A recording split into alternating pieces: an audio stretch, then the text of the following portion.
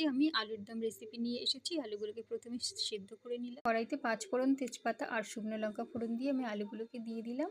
আর নুন হলুদ দিয়ে একটু ভাজা ভাজা করে নিলাম। এবারে পেস্ট করা আদা দিয়ে দিলাম। আদাটা একটু ভাজা ভাজা হলেই টমেটো কুচি দিয়ে দিলাম।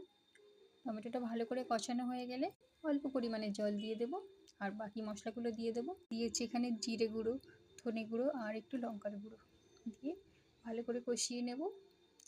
এবারে একটু আমি আলুর দম মশলাটাও দিয়ে দেব। তো এবারে সব কিছু আমি ভালো করে আলুর সাথে কষিয়ে নেব। এবারে হালকা গরম জল দিয়ে ফুটিয়ে নেব।